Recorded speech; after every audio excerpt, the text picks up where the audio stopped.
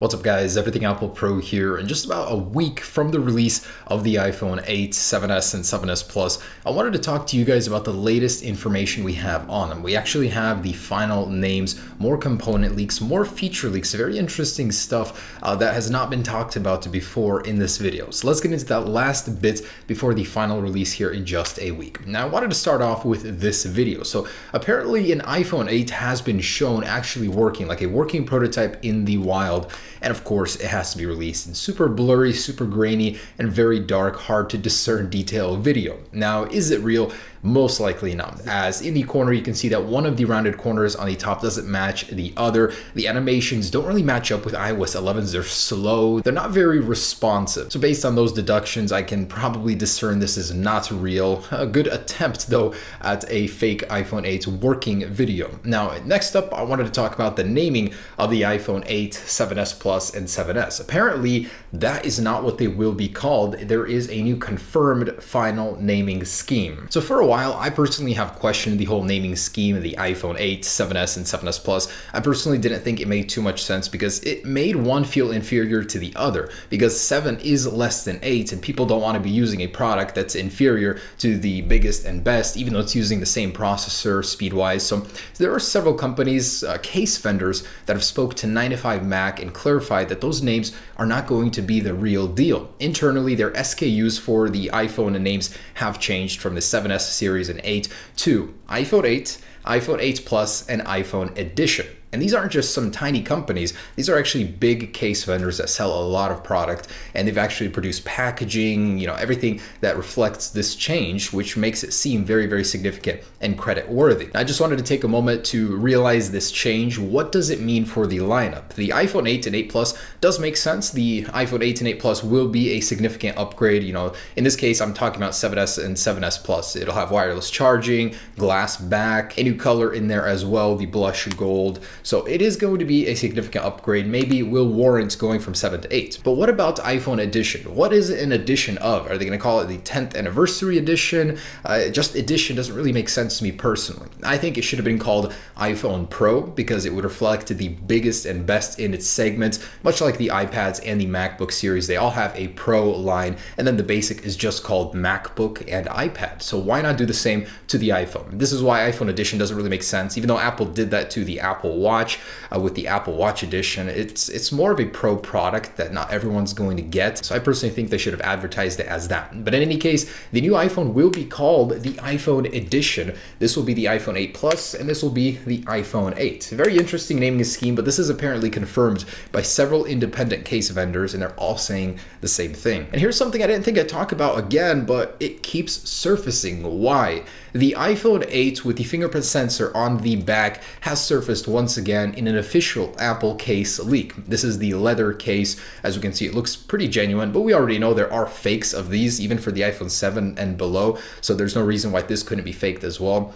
But in any case, in this video, an employee is trying to take video of this iPhone case and hides it when someone walks in. Gives it a little authenticity there, but I just thought that was funny. This is most likely fake, not genuine, but for whatever reason, this design is still not disappearing, still here, despite the fact that Apple leaked the official iPhone 8 design a while ago. And another sketchy leak from Weibo, courtesy of /leaks, has shown a alternate naming scheme for the new iPhone to be called iPhone 7s, iPhone 7s Plus, and then iPhone X, basically going against everything we've heard in that last report. Also, that report says there will only be two sizes, 128 and 256 gigabytes, which is again contradicting it, but then again, I don't really believe this, so I just wanted to throw that in. It's literally just a picture of a text document that could easily be doctored by anybody. And also in the same report from 9to5Mac, the case vendors confirmed that the wireless charging in the iPhone 8 will be at a reduced rate, and we heard about this in the last video. It'll be at 7.5 watts instead of 15 of the current competitors right now. But they said it'll still work in many QI equipped areas, much like Starbucks, where you can put it on a table with a QI mat and it'll begin charging there. And the last bit that they included in this report is about the durability of the iPhone 8, so what kind of glass it will have, and it will have Gorilla Glass 5, which is very great news. That's the industry standard, the best you can get get on a device right now. You can drop it from 5 feet and 80% of the time your phone will survive. So seeing that on an all glass design iPhone 8 and 7s series, or man, this is going to get confusing with the naming scheme, the iPhone edition and iPhone 8 series is going to be a great sign, because those are going to be dropped, and now that they have more glass, you want to make sure it's more durable as well. This, coupled with a better IP68 water resistance rating, is really going to make this thing quite indestructible. And by that I mean it'll just be more indestructible than the current 7 and 7 Plus. And more details have been found in the HomePod firmware concerning the iPhone 8 by Steve TS. So the power button, we heard about in the last video that it'll be easier to press than the current iPhone 8, and that's the only reason for it, but that's not the case. In the actual HomePod firmware, you will be able to long press the power button and activate Siri with it. That was actually directly referenced in the HomePod code. So that led to a theory by the developer. Is the power button going to replace the current home button on the iPhone 8 with functionality? Then iHelpBR actually dug further and found another functionality of the power button, and that's to be the shutter button in the camera. So on the iPhone 8, when you're taking a picture, it's not going to be comfortable with the lens down here, you pressing the volume buttons here. No, it's more natural to do it like this. So it only makes sense for Apple to actually add that functionality into here to take a picture with a button very, very simply, much like a point and shoot right here. So I think that's awesome. Now this suggests two things. Either Apple really will replace the home button with the power button, or it will be adaptive and be able to change based on what you're doing in the phone. And that's why one user on Twitter actually predicted Apple put the shutdown button into the settings in iOS 11. So the software shutdown will be there, but the actual power button we're used to will be used for different purposes. And Vanilla Geskin actually posted that Taptic Engine 3 will be happening on the iPhone 8. It's already at generation 2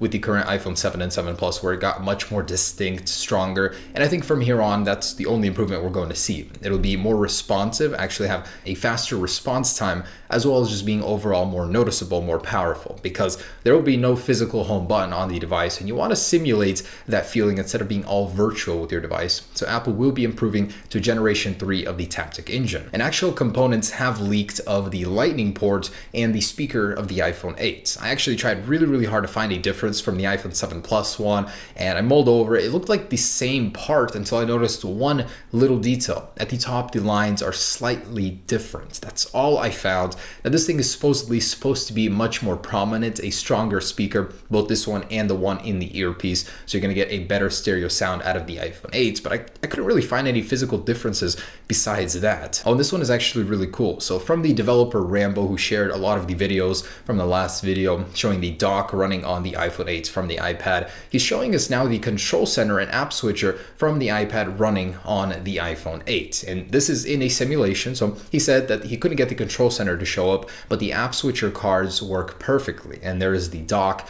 I think it looks really, really cool. So this is probably how the iPhone 8 will work. It feels completely natural with the gestures, and much like in the rumor predicted earlier, those are not overlaying app switcher cards. They are independent pages which you can swipe through and click on, just like on an iPad. If you guys remember back in the day, going from an iPhone 3GS to the iPhone 4, you had to wait for a bunch of apps to get updated to support the Retina display. Everything else was blurry, not sharp. And then going from an iPhone 4S to an iPhone 5, you had to wait for apps to support the longer screen. Now the same thing is going to be happening with the iPhone 8. Because of the longer elongated display, you will have bars at the top and bottom, according to Steve TS, unless you update the app. So for the first few days, maybe even a couple weeks, many of your favorite apps will be looking weird on the iPhone 8, so just be prepared for that. And a very interesting side effect of the iPhone 8, hidden within the HomePod code, the developer also found that the iPhone 8 will not be getting the menus from the iPhone 7 Plus in landscape mode. So if you go into settings, you get that iPad-like menu where it splits in two.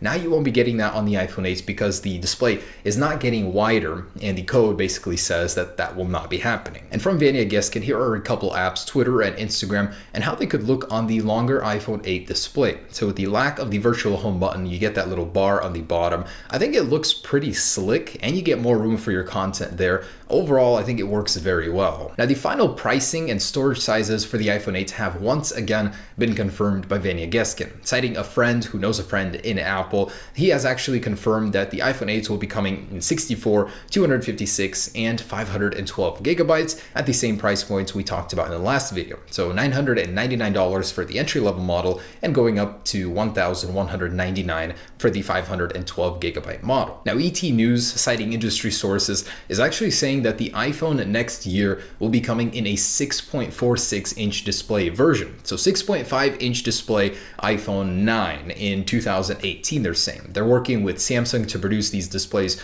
right now, and this would essentially be the iPhone 8 Plus version, or whatever they end up calling it, which is actually perfectly lining up with an earlier rumor that said in the code of the HomePod there would be a 6.5-inch iPhone as well. Now, Huawei has released a new chip, the Kirin 970. And that's not something I would usually share with you in these videos, but Huawei claims that it will outperform both Samsung's and Apple's latest chips, likely referring to the A11 to be used in the iPhone 8 and then the 7S and 7S Plus series. So this thing actually has a dedicated chip for AI tasks that was rumored to happen on the iPhone as well, so they beat Apple to the punch on that one. Apple's is to be called the Neural Engine. It'll handle Siri and all artificial intelligence tasks, AR, VR capabilities, stuff like that. Also, this chip supposedly has half the power draw. So processor competition in smartphones is finally starting to get serious, and if Huawei's claims are true, that's going to be quite a crazy test for me to perform. I'm very, very curious to see if it'll be true, coming later in October. Now, we actually have an inside look at the Steve Jobs Theater from the Apple Park campus